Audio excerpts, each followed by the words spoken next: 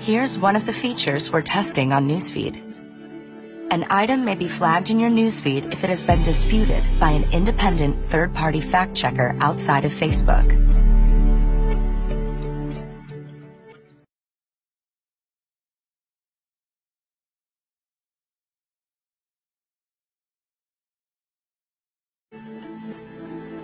Here's one of the features we're testing on Newsfeed.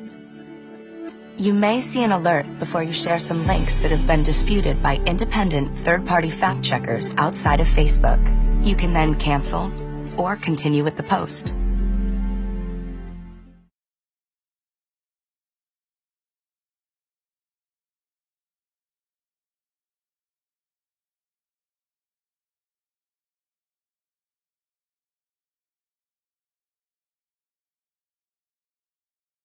Tips to spot false news. Desktop help. Feature phone help. Other help centers additional tabs menu. Share article. We want to stop the spread of false news on Facebook. Learn more about the work we're doing. As we work to limit the spread, here are some tips on what to look out for. Be skeptical of headlines.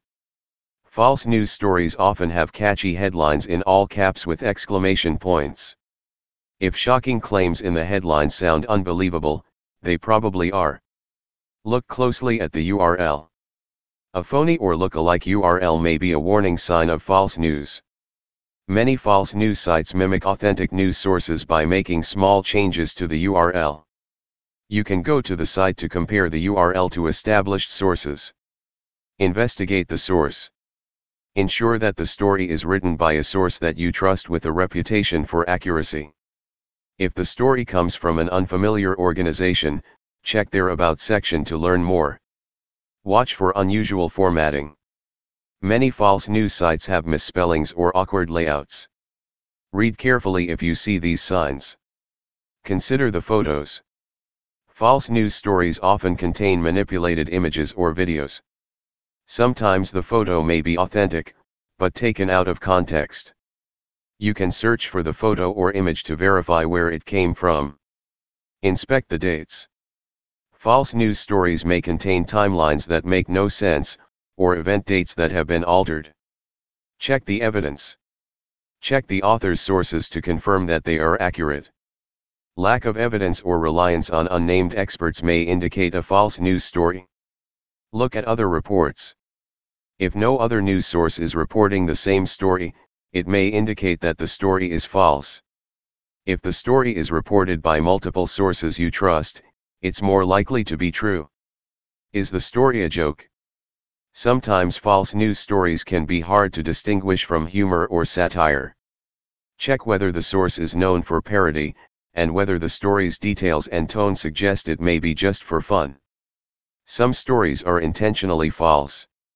Think critically about the stories you read, and only share news that you know to be credible.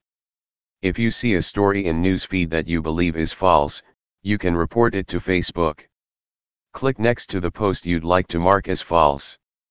Click Report Post. Click It's a false news story. Click Mark this post as false news. How news stories are marked as disputed. Play. Midnight. Mute. Additional visual setting center full screen. News stories that are reported as false by people on Facebook may be reviewed by independent third-party fact-checkers. A story may be marked as disputed if these fact-checkers find the story to be false. Play. Midnight. Mute. Additional visual setting center full screen. To see why a news story was marked as disputed on Facebook, hover and click below the disputed story. Click About Disputed Stories, or go directly to the independent fact-checking website. This is in partnership with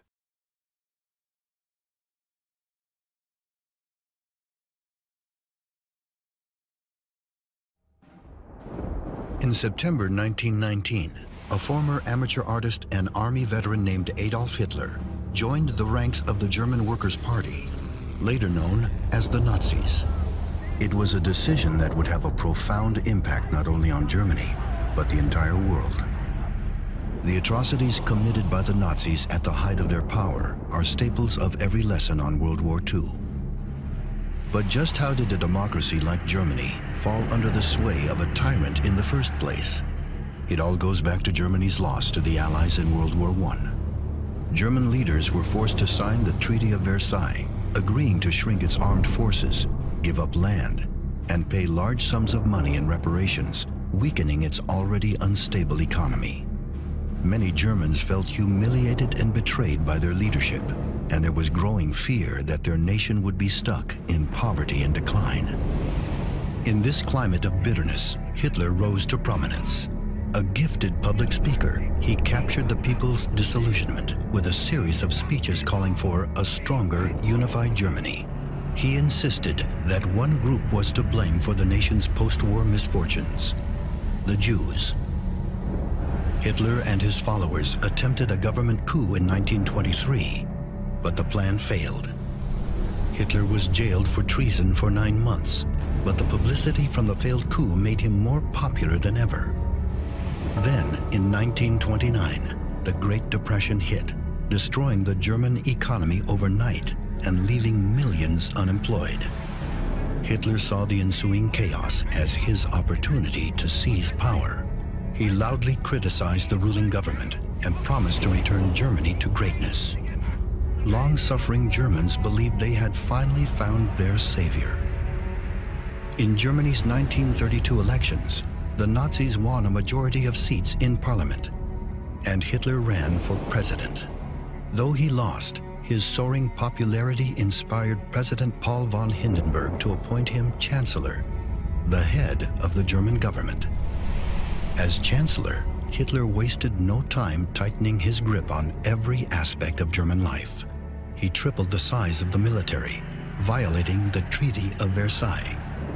Under Hitler's orders, rival parties were banned, while paramilitary groups cracked down on protests and executed political opponents. Anti-Semitic laws prohibited Jews from working, voting, and occupying public spaces. A propaganda department produced art, films, and books praising Hitler and embracing his vision of a better Germany. After the death of President von Hindenburg in 1934, Hitler declared himself Führer, an absolute dictator. With Germany under his total control, Hitler would shift his focus to global domination, setting the stage for World War II.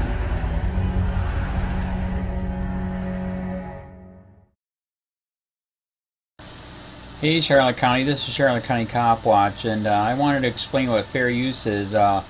You can use pieces of news articles if you're doing it for news reporting, you have commentary, and you're doing it for education purposes. So that's what fair use is, as you can see right here.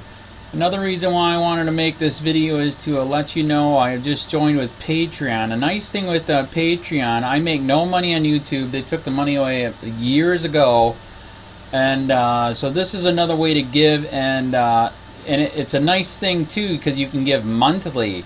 You can give $1, $5, $10, whatever. I do 4 to 5 hours a day on trying to wake the sheep up on how corrupt it is and different ways that you can fight the corruption. So Patreon is a way that you can do it, and then of course the old way is still there. Donate to Charlotte County COPWATCH with PayPal or credit card. So keep that in mind. 4 to 5 hours a day. I make no money, but the corruption happened to me and I'm sick of it, so I'm trying to wake people up. But my wife would love it if if we could get some help out there. There's 47,000 subscribers. Just think if each one of you subscribers just gave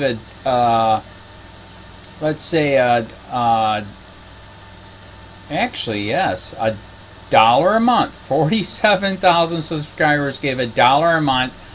That would be awesome. That's not going to happen. But anyways, that would be great if it did happen. But do the math in your head. Just think about it. Like I said, 4 to 5 hours a day. I get no money from YouTube. YouTube has gone nuts. You can't do anything anymore.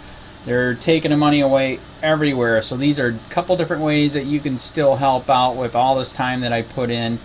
And as you know, I'm in a special situation where, you know, at least I can do it, you know, 4 to 5 hours a day. We have a cleaning company during the day. That's what allows me to do this, and we're debt free. So this is my hobby. I don't go fishing and all that other crap. I try to save the world. So help me out to make the wife happy, man. In fact, if you guys did give $1 a day, and there was 47,000 of you, and you did it, and each of you gave $1, and that was every month, oh my God, yes, I could quit. I could start suing them. Another idea too that we have is, you know, if I got, you know, some funds, we could actually contact everyone that has been ticketed and or arrested and put in jail and start sending them postcards to let them know we're here, and to see if everything went all right, and if it didn't, find out their story. So we could even do more investigations and more lawsuits. Lawsuits take money. So just think about that. You know, 47,000 of you so far right now. You know, $1 a day. I mean, $1 a month on Patreon, or $5 a month Patreon, 10, 20, whatever. Just do the math in your head. Help out. This is a lot of work every single day. Thanks.